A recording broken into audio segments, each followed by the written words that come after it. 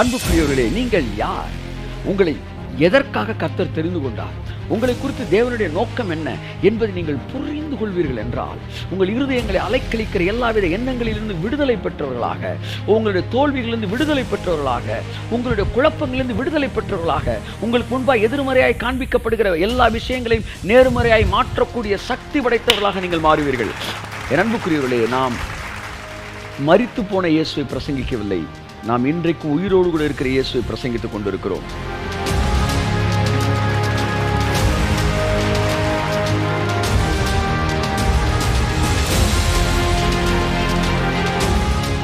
உயிருள்ள மார்க்கத்தை பேசியிருக்கோம். ஜீவ மார்க்கங்களை எனக்கு தெரியப்படுத்தினீங்கன்னா, அந்த மார்க்கத்தில் ஜீவன் இருக்கான் சார். ஜீவன் என்னென்னு அர்த்தம் சார்? இப்போ எனக்குள்ள ஒரு சிலையை நிப்பாட்டியிருக்கிறாங்க. இப்படி அந்த சிலை இப்படியே தான் நின்றுக்கிட்டு இருக்கும் பாருங்க, இப்படியே தான் நின்றுக்கிட்டு இருக்கும். அது என்ன சட்டையை போட்டு அப்படி தான் நின்றுக்கிட்டு இருக்கும். ஆனால் என்ன, நான் இங்கே அசைஞ்சு பேசிகிட்டு இருக்கேன், இப்படி பேசிகிட்டு இருக்கேன், இப்படி பேசிகிட்டு இருக்கேன். ஏன்னா எனக்குள்ள ஜீவன் இருக்குது. அப்போ நீங்கள் போயிட்டு இருக்க மார்க்கம் இருக்குது பார்த்தீங்களா, அந்த மார்க்கத்தில் போகும்போது உங்கள் வாழ்க்கை அப்படியெல்லாம் இருக்காது, அப்படியே இருக்காது, மாறிக்கிட்டே இருக்கும், மாறிக்கிட்டே இருக்கும். ஏன்னா அது ஜீவ மார்க்கம். கை தட்டுங்க. அப்படியே ஒவ்வொரு நாளும் ஏதாச்சும் ஒன்று புதுசு புதுசாக நடந்துக்கிட்டே இருக்கும். கையை தட்டு. புதுசு புதுசாக வாழ்க்கையில் நடந்துகிட்டு இருக்கும்.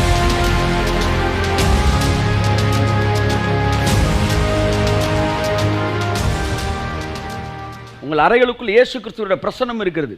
உங்கள் அறைக்குள்ள இந்த வார்த்தையை கேட்கும்போது இயேசு கிறிஸ்து இருக்கிறார். நீங்கள் பெற்றுக்கொள்ளுங்கள் அற்புதத்தை. ஆமென், ஆமென், ஆமென். அவருக்குள் ஜீவன் இருந்த அந்த ஜீவன் மனுஷருக்கு ஒளியாய் இருந்தது. அந்த ஒளி இருளிலே பிரகாசித்தது, இருளானது அதை பற்றி கொள்ளவில்லை. கரங்களை தட்டி கர்த்தருக்கு நன்றி சொல்லுவோம். ஆமென். பாருங்க, வார்த்தை இருந்ததா, வார்த்தைக்கு ஜீவன் இருந்துச்சான், ஜீவனுக்குள்ள ஒளி இருந்துச்சான். நீங்க பெற்றுக்கொள்ள இந்த வார்த்தைக்குள்ள என்னெல்லாம் இருக்கு பாருங்க. அந்த ஒளி மனுஷருக்கு இருளிலே பிரகாசிச்சான். உங்களுக்குள்ள வார்த்தை வந்துருச்சுன்னு வச்சுக்காங்களேன், நீங்கள் அந்த வார்த்தையை பெறும்போது இருள் போன்ற இந்த உலகத்தில் எதிர்மறையான ஆட்கள் மத்தியில் உங்கள் வாழ்க்கை மட்டும் பிரகாசிக்கும், பிரகாசிக்கும். ஏன்னா உங்களுக்குள்ள வார்த்தை இருந்தது. இருளானது அந்த ஒளியை பற்றி கொள்ள முடியவில்லை. ஒரு மொழிபெயர்ப்பு சொல்லுது, இருளானது அந்த ஒளியை ஓவர்டேக் பண்ண முடியல, இருளானது அந்த ஒளியை ஜெயிக்க முடியல. அந்த ஒளி உனக்குள்ள இருக்கு, அதனால இருள் என்கிற வியாதி உன்னை ஜெயிக்க முடியாது, உன்னை பிடிக்க முடியாது. இருளானது அதை பற்றி கொள்ள முடியவில்லை. உனக்குள்ளே ஒளி, தேவனுடைய வார்த்தை இருக்கும்போது என்ன வியாதி உன் சரீரத்தில் இருந்தாலும் அது உன்னை ஹோல்டு பண்ண முடியாது. உன் சரீரத்திலிருந்து விழுந்து உதிர்ந்துருன்றேன். நான் கையை தட்டி கத்த கண்டிச்சு இந்த மாலை நேரத்தில் வார்த்தையை கேட்டுக்கொண்டிருக்கும் போது, சவுலின் கண்களில் இருந்து செதில்கள் விழுந்தது போல உன் சரீரத்திலிருந்து வியாதிகள் உதிர்ந்து விழும் என்று நான் சொல்லுகிறேன். இயேசுவின் நாமத்தினாலே உதிர்ந்து விழும், இயேசுவின் நாமத்தினாலே உதிர்ந்து விழும். ஏனென்றால் இருளானது உன்னை பற்றிக்கொள்ள முடியாது. உனக்குள்ள ஜீவன் இருக்கு, ஒளி இருக்கு. அந்த ஒளி இருளிலே பிரகாசிக்கிறது. இந்த உலகம் முழுவதும் இருள் இருந்தாலும் உன்னை அது பற்றிக்கொள்ள முடியாது. உலகம் முழுவதும் வியாதி இருந்தாலும் உன்னை அது பற்றிக்கொள்ள முடியாது. ஏற்கனவே உன் சரீரத்தில் வியாதி இருந்தால் கூட அது உன்னை ஹோல்டு பண்ண முடியாது. அது சரீரத்திலிருந்து உதிர்ந்துதான் ஆக வேண்டும். எத்தனை ஆயிரம் பேர் இந்த செய்தியை கேட்கிறீர்களோ அத்தனை ஆயிரம் பேருக்கும் அற்புதங்களை இந்த மாலை நேரத்தில் தருவதற்கு தேவன் தயாராக இருக்கிறார். நான் பெற்றுக்கொள்கிறேன் ஆண்டவரே, I want to receive it, yes I agree, amen சொல்லுங்க. இந்த மாலை நேரத்தில் உங்களுக்கான அற்புதம் உங்களுக்கு கடந்து வருகிறது. இதோ வாசற்படியிலிருந்து கதவை தட்டி கொண்டிருக்கிறேன். ஒருவனின் சத்தத்தை கேட்டு கதவை திறந்தால் என்று வேதம் சொல்லு, அவனிடத்தில் நான் பிரவேசிப்பேன். இதோ வார்த்தை தட்டி கொண்டிருக்கிறது, அற்புதம் தட்டி கொண்டிருக்கிறது. நீங்கள் ஆமென் என்று இருக்கிற இடத்தில் சொல்லும்போது கதவை திறக்கிறீர்கள், உங்கள் சரீரத்துக்குள்ள அற்புதம் நடைபெற காண்பீர்கள். அநேக இந்த மாலை நேரத்தில் அற்புதங்களை பெற்றுக்கொள்ளப் போகிறீர்கள்.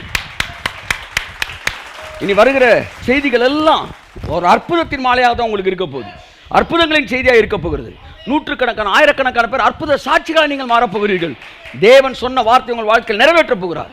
இன்னைக்கு மாலை உங்கள் வாழ்க்கையிலுக்கான அற்புதம் இயேசு கிறிஸ்து நாமத்தில் உங்கள் வீடுகளுக்குள்ளாய், சரீரங்களுக்குள்ளாய் கடந்து வந்திருக்கிறது. இருளானது அதை பற்றி கொள்ள முடியாது. பைபிள் சொல்லுது, அந்த ஒளி என்ன செய்தான், இருளிலே பிரகாசிக்குதான். அப்போ வார்த்தையை வாங்குறீங்க, வார்த்தைக்குள்ள ஜீவனும் ஒளியும் இருக்கு. அதனால இருளில் நீங்கள் மட்டும் பிரகாசிக்கிறீங்க. ஆமென். உங்கள் வாழ்க்கையில் ஆரோக்கியம், உங்கள் வாழ்க்கையில் குடும்பத்தில் ஒரு குறைவு உங்களுக்கு இருக்கான்றேன். கர்த்தரை தேடுகிறவர்களுக்கோ ஒரு நன்மையும் குறைவுபடாது என்று எழுதியிருக்கிறதை நீங்கள் வாசிக்கவில்லையா? ஏதாச்சும் ஒரு குறைவு இருக்கு சார்? ஒரு குறைவு இருக்காது சார். ஒரு குறைவு இருக்காது. நான் சொல்ல, அந்த சராசரங்களை படைத்த தேவன் தம்முடைய வார்த்தையில் சொல்லியிருக்கிறார் என்றால் அந்த வார்த்தைக்காய் சகல உலகமும் கீழ்ப்படிந்துதான் ஆக வேண்டும். சகல மெடிக்கல் சயின்ஸும் கீழ்ப்படிந்துதான் ஆக வேண்டும். சகல சூழ்நிலைகளும் கீழ்ப்படிந்துதான் ஆக வேண்டும். காரணம், தன்னுடைய வார்த்தையை அவர் எல்லாவற்றுக்கும் மேலாக தேவன் பிரஸ்தாபப்படுத்தி வைத்திருக்கிறார். அந்த வார்த்தைக்கு கபிரியல் கீழ்ப்படிவான், அந்த வார்த்தைக்கு மிகாவேல் ஆர்கேஞ்சல் கீழ்ப்படிவான், அந்த வார்த்தைக்கு மெசஞ்சருக்கு கபிரியல் கீழ்ப்படிவான், அந்த வார்த்தைக்கு லூசிபர் கீழ்ப்படிவான், அந்த வார்த்தைக்கு 4 ஜீவன்கள் கீழ்ப்படியும், அந்த வார்த்தைக்கு 24 மூப்பர்கள் கீழ்ப்படிவார்கள், அந்த வார்த்தைக்கு சர்வ சங்கமாகிய பரலோகம் கீழ்ப்படியும். அந்த வார்த்தையை பிதாவும் கனம் பண்ணுவார், அந்த வார்த்தையை குமாரனும் கனம் பண்ணுவார், அந்த வார்த்தையை ஆவியானவர் கனம் பண்ணுவார். கரங்களை தட்டி கர்த்தர் கண்டி சொல்லுவோம். சங்கீதம் 34:10. முழு பரலோகம் அதை கனம் பண்ணும். அவரை தேடுகிறவனுக்கு ஒரு நன்மையும் குறைபடாது. ஒருவேளை இன்று உன்னுடைய வாழ்க்கையிலே நன்மைகள் குறைவு போல தெரியலாம், கண்ணுக்கு காட்டப்படலாம், கண்ணுக்கு தெரியலாம். ஐயோ, இந்த குறைவு என்னைக்கு என் கூட இருக்குமோ? இருக்காது. அதான் சொல்ல வரேன். இன்னைக்கு வாழ்க்கையில் குறைவு மாதிரி இருக்குதா? அந்த குறைவு என்னால் இருக்கும்னு நினைச்சு உனக்குள்ள ஒரு படத்தை காட்டுறானா? இருக்காது. நாளை காலை நீ அதை தேடி பார்ப்பாய், ஆனால் அது இருக்காது. அது இருந்த இடம் அதை அறியாது. கொஞ்ச நாள் கழிச்சு நீங்கள் பார்ப்பீங்க, அதை காணோன்னு சொல்லுவீங்க.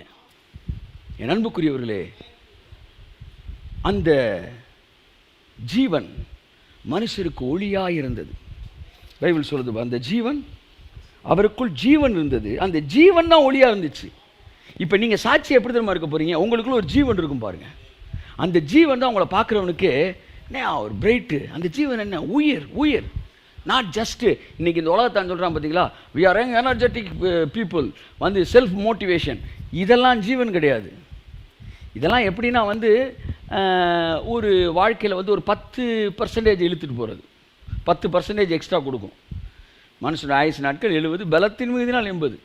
அந்த செல்ஃப் மோட்டிவேஷன் ஒரு 10% எடுத்து கொடுக்கும். சரீர முயற்சி ஒரு அற்ப பிரயோஜனம். ஆனால் ஜீவன்றது வேற. ஜீவன்றது நான் ஸ்டாப்பு, கையை தட்டு, நோ எண்டு, அப்படியே ஊறிக்கிட்டே இருக்கும். ஒரு ஊற்றுல தண்ணி வந்துக்கிட்டே இருக்க மாதிரி உனக்குலாம் அந்த ஜீவன் ஊறிக்கொண்டே இருக்கும். அப்போ தொடர்ந்து அந்த ஒளியை பற்றி பைபிள் என்ன சொல்லுது? வாசிங்க. 9ஆம் வசனம்.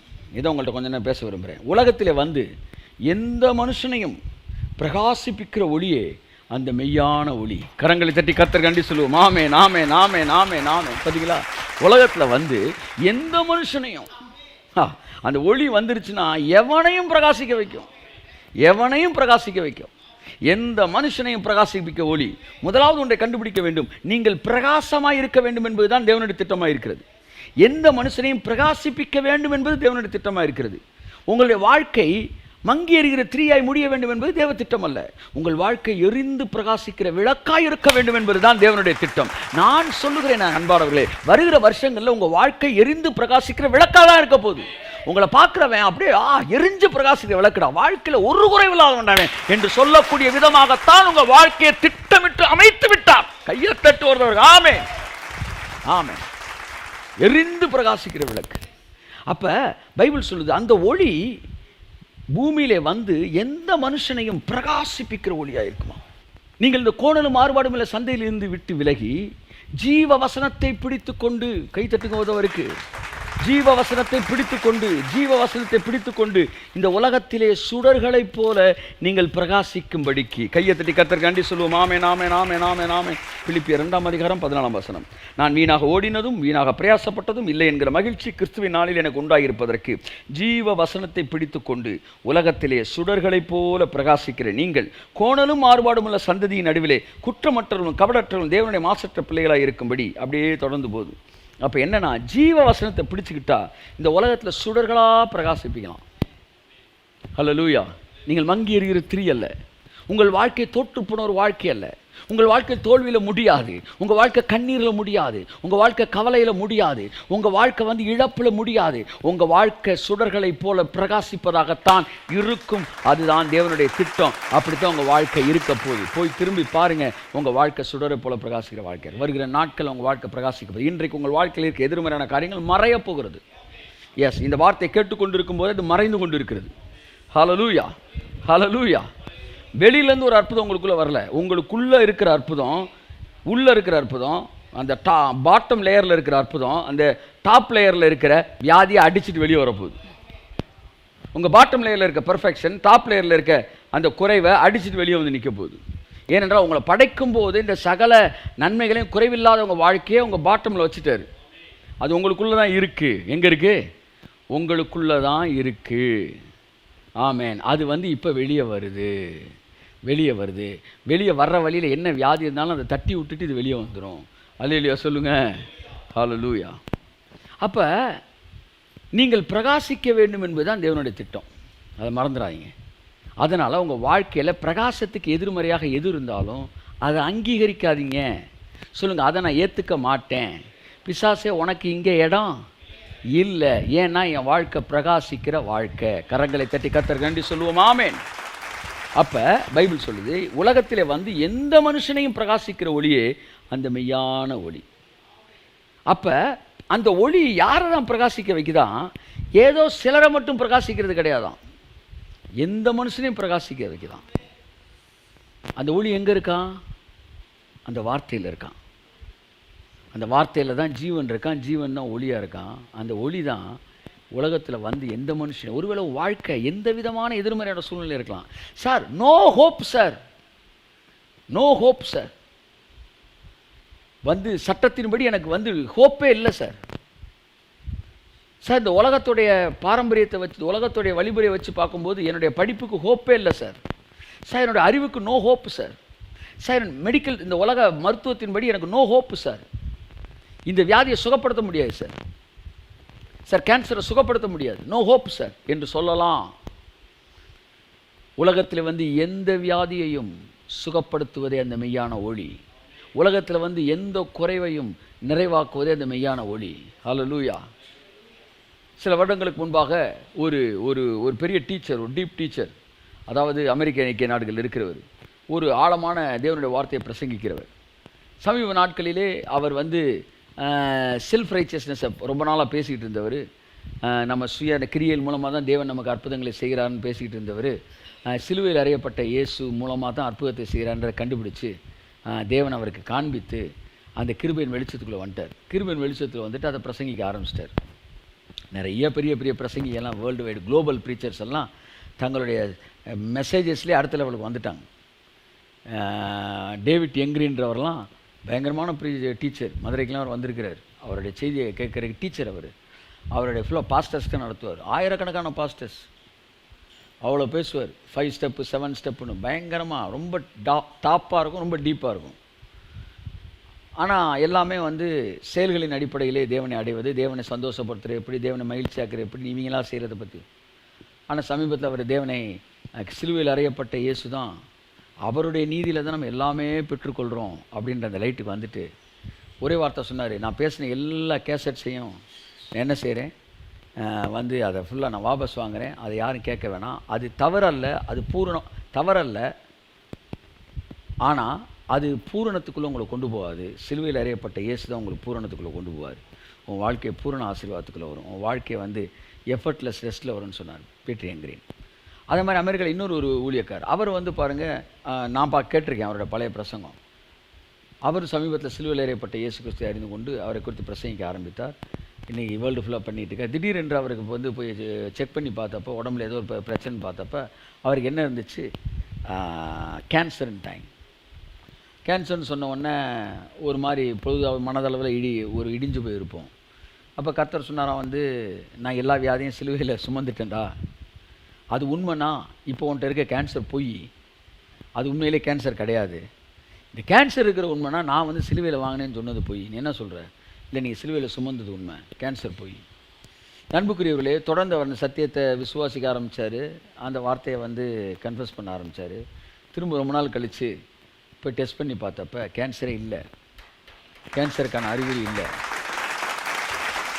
அவர் சொன்னார், ஒருவேளை நான் இந்த சத்தியத்தை அறிந்து கொள்ளாமல் இருந்திருப்பேன் என்றால், பழைய மாதிரி நான் சொந்த சுய நீதியில் இருந்திருப்பேன்னா, நான் செஞ்ச எந்த பாவத்தினால் எனக்கு வந்துச்சுன்னு கூட யோசிச்சிருப்பேன். ஆனால் சிலுவையில் இயேசு முடிச்சார்ன்ற சத்தியத்தை கற்றுக்கிட்டனால இன்றைக்கி நான் உயிரோடு இருக்கிறேன், என் உடம்புல கேன்சர் இல்லைன்னு. ஆமென். அந்த ஸ்கேனிங்கை எடுத்த டாக்டர், 2வது ஸ்கேன் எடுத்த டாக்டர் அவன் பையனை கூப்பிட்டாரான். கூப்பிட்டு அந்த ஸ்கேனை காமிச்சா, இதான் உங்கள் அப்பா முதல் எடுத்த ஸ்கேனு, அந்த இடத்துல வந்து அந்த கேன்சர் கட்டி இருக்குது. பல மாதங்கள் ஆயிடுச்சு. எடுத்ததுக்கப்புறம் திரும்ப எடுத்த ஸ்கேன் எடுத்து பார்த்தா அந்த கட்டி இல்லை, அது முக்கியமான விஷயம் இல்லை. திரும்ப அந்த இடத்த கூர்ந்து பாருனாராம். அந்த கேன்சர் இருந்த கட்டியில், கேன்சர் இல்லை, அங்கே ஒரு சிலுவை, ஒரு கிராஸ் லைட்டை அடிக்குதான் ஜென்மன். அது சொல்கிற அந்த ஊழியக்காரு, சிலுவை வந்து என் கேன்சரை வந்து எக்ஸ்சேஞ்ச் பண்ணிருச்சு, அதை எடுத்துக்கிட்டு எனக்கு சுகத்தை கொடுத்துருச்சு. வாழ்க்கையில் எவ்வளோ பெரிய எதிர்மறையான காரியம் இருந்தாலும் மருத்துவ உலகமே சான்ஸ் சொல்லலாம். நான் அவனுக்கு சொல்கிறேன், மானே சரியாயிரும், சரியாயிரும், டோன்ட் வரி. அற்புதம் என்பது நல்லா கவனிங்க. இயேசு கிறிஸ்துட்ட அந்த ஒரு கானானிய ஸ்திரீ வந்து கேட்குறா, என் பிள்ளை எனக்கு சோகம் கொடுக்க ஆண்டவர், என் பிள்ளைக்கு சோகம் கொடுக்க ஆண்டவரேன்னு அழுகிறா. அப்போ கர்த்தர் சொல்கிறார் ஒரு வார்த்தை, ஒரு வெளிப்பாட்டுக்காக தான் பேசுகிறார். பிள்ளைகளின் அப்பத்தை எடுத்து நாய்களுக்கு கொடுப்பதில்லைன்னு ஒரு வார்த்தை சொல்கிறார். அப்போ அதுக்கப்புறம் அந்த அம்மாவுக்கு வந்து அற்புதம் செஞ்சுட்டார். ஆனால் இந்த இடத்துல அற்புதத்தை அவர் என்ன சொல்கிறார், பிள்ளைகளின் அப்பம்ன்றார். என்ன சொல்கிறாரு? பிள்ளைகளின் அப்பம்ன்றார். ஆவியானவர் என்கிட்ட சொன்னார், கேக்குன்னு சொல்லடா அப்படின்னாரு. இது என்ன ஜோக்கு மாதிரி இருக்கு ஆண்டவரே, கேக்குன்னு சொல்லலன்றீங்க, கேக்குன்னா என்ன அப்பம்னா என்ன அப்படின்னு நினச்சேன். கேக்குன்னா அதுக்கு அர்த்தமே வேறடா. கேக்குன்னா ஃபெஸ்டிவலுக்கு தாண்டா சாப்பிடுவீங்க, அப்பம்னா டெய்லி சாப்பிடுவீங்கடா. கையை தட்டுங்க. யூதர்கள் அவர்கள் தினசரி உணவு அப்பம். அப்போ கர்த்தர் என்ன சொல்ல வராரு, அற்புதங்கள் என்பது என்றைக்கோ நடக்கிற கிறிஸ்துமஸ் நியூ இயர் அன்னைக்கு நடக்கிற கேக்கு இல்லடா. அற்புதம் என்பது பிள்ளைகளின் அப்பம். கையை தட்டு. ஆமென். அது தினந்தோறும் நம்முடைய வாழ்க்கையில் புசிக்கிற அப்பமாக இருக்கிறது அற்புதம். கானானுக்கு இஸ்ரேல் ஜனங்கள் போகிற வழியில் அவங்களுக்கு மன்னா கொடுத்தார் கர்த்தர். 40 வருஷம் மன்னா கொடுத்தார். மன்னா என்பது என்ன சொல்லுங்க? உணவா அற்புதமா? அப்படின்னா அது உணவு தான். ஆனால் அவனுக்கு கிடைச்சது அற்புதமாக கிடைச்சிச்சு வனாந்திரத்தில். ஸோ மன்னா என்பது அற்புதம், மன்னா என்பது உணவு. அப்படின்னா என்ன சொல்ல வரீங்க? கிறிஸ்தவனுக்கு அற்புதம் தான் உணவு மாதிரி தான் அற்புதம் அவனுக்கு. அதனால் அவன் வாழ்க்கையில் ஒன்றை விட பெரிய விஷயம் எதுவுமே கிடையாதுயா. உனக்காண்டி தேவன் எதை வேணாலும் செய்வார். மெடிக்கல் சயின்ஸை மாற்றுவார், வந்து ஜாக்கிரபியை மாற்றுவார், இந்த பூலோகத்தோட அமைப்பை மாற்றுவார். உனக்காக வந்து சூரியனை நிறுத்தியிருக்கிறார், ஒரு மனிதனுடைய சொல் கேட்டு நிறுத்தியிருக்கிறார். உங்களுக்காக தேவன் எக்கனாமியை மாற்றுவார், உங்களுக்காண்டி இயற்கையை மாற்றுவார். ஏனென்றால் நீங்கள் அவருடைய இரத்தத்தினாலே நீங்கள் சம்பாதிக்கப்பட்ட கரையம். உங்கள் வேல்யூவை விட இப்போ நீங்கள் கேட்குற மிராக்கிள் பெருசு கிடையாதுயா. இயேசு நாமத்தினால் ஆமென். பெற்றுக்கொள்ளுங்கள் அற்புதத்தை. நீங்கள் அவருக்கு முக்கியமானவர்கள். அப்போ இஸ்ரவேல் ஜனங்கள் 40 வருஷம் டெய்லி மிராக்கிள் கொடுத்துருக்காரு. 40 வருஷம் ஒரு நாளாக சாப்பிடாம வந்துருக்கிறாங்களா? இன்னைக்கு ஒரு நாள் விடுங்கப்பா, ஒரு நாள் தானப்பா அப்பம் இல்லாமல் இருக்க முடியாதா? இல்லை இன்னைக்கு ஒரு நாள் வந்து அப்படி சொன்னால் இல்லை டெய்லி சாட்டர்டேக்கு தேவையான வந்து ஃப்ரைடேவே கொடுத்துட்றாரு, டபுள் போர்ஷன். அப்போ இதுதான் உங்கள் வாழ்க்கை. அதை புரிஞ்சுக்கங்க. நம்ம உயிரோடு இருக்கிற இயேசுவை பேசிட்டோம், ஃபிலாசபி பேசுகிறார். நம்ம உயிருள்ள மார்க்கத்தை பேசிகிட்டு இருக்கோம். ஜீவ மார்க்கங்களை எனக்கு தெரியப்படுத்தினீர்னா அந்த மார்க்கத்தில் ஜீவன் இருக்கான் சார். ஜீவன் என்னென்னு அர்த்தம்? ஜீவன் என்ன அர்த்தம் சொல்லுங்கள் சார். சார் இப்போ வந்து எனக்குள்ள ஒரு சிலையை நிப்பாட்டியிருக்கிறாங்க, இப்படி அந்த சிலை இப்படியே தான் நின்றுக்கிட்டு இருக்கும் பாருங்கள், இப்படியே தான் நின்றுக்கிட்டு இருக்கும். அது என்ன சட்டையை போட்டு அப்படி தான் நின்றுக்கிட்டு இருக்கும். ஆனால் என்ன, நான் வந்து இங்கே அசைஞ்சு பேசிகிட்டு இருக்கேன், இப்படி பேசிகிட்டு இருக்கேன், ஏன்னா எனக்குள்ள ஜீவன் இருக்குது. அப்போ நீங்கள் போயிட்டு இருக்க மார்க்கம் இருக்குது பார்த்தீங்களா, அந்த மார்க்கத்தில் போகும்போது உங்கள் வாழ்க்கை அப்படியெல்லாம் இருக்காது, மாறிக்கிட்டே இருக்கும். ஏன்னா அது ஜீவ மார்க்கம். கை தட்டுங்க. அப்படியே ஒவ்வொரு நாளும் ஏதாச்சும் ஒன்று புதுசாக நடந்துக்கிட்டே இருக்கும். கையை தட்டு. புதுசாக வாழ்க்கையில் நடந்துக்கிட்டு இருக்கும். புதுசாக கதவுகள் திறந்துக்கிட்டு இருக்கும். புதுசாக அற்புதம் நடந்துக்கிட்டு இருக்கும். இன்னைக்கு ஒன்று பார்த்து பயமுறுத்திக்கிட்டு இருக்க எதுவும் நாளைக்கு இருக்காது. ஒரு நாள் 24 மணி நேரத்துக்குள்ள ஒட்டுமொத்த வாழ்க்கையை மாற்றக்கூடிய வல்லமை படைத்த ஒரு தேவன் நமக்கு இருக்கிறார். என்ன நினச்சிக்கிட்டு இருக்க? பிசாசின் பயமுறுத்தலுக்கு நீங்கள் பயப்படாதீர்கள் பைபிள் சொல்லுது. ரீபா காபா லாபாதியாங்க. கர்த்தர் உனக்கு ஒன்று செய்வேன்னு சொன்னார்னா அதை செஞ்சு முடிப்பார். அவ்வளோதான். பாபிலோனில் இருக்கிறவன சொன்னார், நான் மறுபடியும் ஒன்று எருசலேம் கூட்டு போன்றான். மக்கள்லாம் சொன்னாங்க, எரேமியா சொல்கிறாரா? எரேமியா சொன்னால் வந்து ஒரு 50 வருஷத்துக்கு அப்புறம் நடக்கிறதா சொல்லுவார் அப்படின்னு. இப்போ கர்த்தர் சொன்னார், நான் தூர காலத்து தரிசனங்களை சொல்லுகிறேன் என்று நினையாதிருங்கள், அது சீக்கிரமாய் சம்பவிக்கும் அப்படின்னாரு. ஒருவேளை உன் கணக்குப்படி அது சம்பவிக்கிறப்ப நீ செத்து கூட போயிருந்தீனா, செத்து உன்னை புதைச்சிட்டாங்க, அந்த வாக்கு தத்துவம் வாழ்க்கையில் நிறைவேறலன்னே வச்சுக்க, நீ செத்துட்ட, புதைச்சிட்டாங்க உன்னை. ஆனால் அதுக்கப்புறம் தான் எல்லாருமே இஸ்ரேலுக்கு போகிறாங்கன்னா, அப்போ கூட நீ செத்துறன்னு விட மாட்டேன், உன் பிரேத குழியை நோண்டிடுவேன்டா. நான் உன் பிரேத குழியை தோண்டி உன்னை அங்கேருந்து உயிரோடு எழுப்பி உன்னை எருசலேமுக்கு கொண்டு செல்கிற தேவனாகிய கர்த்தர். உனக்கும் எனக்கும் ஒரு வார்த்தையை சொல்லுவார் என்றால் அந்த வார்த்தையை நிறைவேற்றுவது எத்தனை வருடமானாலும் அதை மறுபடியும் தோண்டி எடுத்து உனக்கு செய்து முடிக்கிற தேவனாகிய கர்த்தர் உனக்கு இருக்கிறார். ஆகவே தேவனுடைய வார்த்தைகள் அற்புதங்களை நிறைவேற்றாமல் திரும்பாது. நாளுக்கு நாள் அவரோடு பழக பழக எனக்கு அவர் வார்த்தையின் மீது இருக்கிற மரியாதை கூடிக்கொண்டே வருகிறது. என்னுடைய 16வது வயதிலிருந்து நான் பிரசங்கம் செய்து கொண்டிருக்கிறேன். இன்றைக்கு எனக்கு வயது வந்து ஏறக்குறைய 30 வருடம் ஆகிவிட்டது. எனக்கு அன்புக்குரிய 30 வருடங்களை தாண்டி விட்டது. 32 வருடங்கள் ஆகிவிட்டது. இந்த 32 வருடங்களும் நான் வார்த்தையை பிரசங்கித்து தான் இருக்கேன். ஆனால் இந்த 32 வருஷங்களில் எனக்குள்ளே நடந்த மாற்றம் என்னென்னா, நான் 16 வயதில் பிரசங்கித்த போது இந்த வார்த்தையின் மீது இந்த மரியாதை விட இப்பொழுது என்னுடைய மரியாதை கூடி இருக்கிறது. எனக்கு அந்த வார்த்தையின் மீது இருக்கிற மரியாதை கூடி இருக்கிறது. இந்த வார்த்தைக்கு பரலோகம் எப்படி கனம் பண்ணுகிறது என்பதை என்னுடைய மனது வியப்போடு பார்க்கிறது. எத்தனை உண்மையுள்ள தேவன்! வார்த்தைக்காக எதையும் செய்கிற தேவன். இஸ்ரவேலிலே உள்ள பைபிள் சொல்லுது, பெத்லகேமே நீ வந்து இஸ்ரவேலுக்குள்ளே மிக சிறிய ஒரு பட்டணமாக இருந்தாலும் உன்னை வந்து தேவன் வந்து அதிலே வந்து பெருசாக உன்னை உயர்த்துவார். பெத்லகேம்ன்றத ஒரு சின்ன கிராமம். அந்த கிராமத்தை பற்றி ஒரு ப்ராஃபெட் சொல்கிறார். உன்னை தான் வந்து இந்த எருசலேமில் இந்த இஸ்ரவேல் தேசத்தில் பெரிய எல்லாரும் சொல்லக்கூடிய இடத்துக்கு கொண்டு போயினார். உன்னிடத்தில் இரட்சகர் பிறப்பார் அப்படின்ட்டு. அந்த சராசரங்களை இந்த பூமி முழுவதையும் மாற்றக்கூடிய இந்த இரட்சகர் உன்கிட்ட தான் பிறப்பார்ன்றார். பெத்லகேமில் பிறப்பார். ஆனால் மரியாள் கர்ப்பவதியாக இருந்தப்ப மரியாள் பெத்லகேமில் இல்லை. அந்த அம்மா பெத்லகேம் இருக்கிற இடத்துலேருந்து 1200 அடி கீழாக இருக்கிற வேற ஒரு இடத்துல இருக்கிறாங்க. இந்த அம்மா வந்து குழந்தை பிறணும்னா பெத்லகேமில் பிறக்கணும். அப்போ 1200 அடி மேலே போகணும், ட்ராவல் பண்ணணும். என்ன சொல்லி கூப்பிட்டாலும் நம்ம வர முடியாது, அப்படி சூழ்நிலை. அப்போ தான் ரோம சாம்ராஜ்யத்திலேருந்து ஒரு கட்டளை பிறப்பிக்கிறது, அகுஸ்திராயனால் உலகமெங்கும் குடிமதிப்பு எழுதப்பட வேண்டும் என்று. அவன் பிறந்த ஊருக்கு போகணுன்றாங்க. இப்போ வேறு வழியே இல்லை. இந்த அம்மா என்ன செய்யணும்? பெத்லகேம் போய் தான் ஆகணும். அப்படியே அந்த அம்மா வந்து 1200 அடி உயரமுள்ள அந்த பெத்லகேமுக்கு நேராக கடந்து செல்கிறாங்க.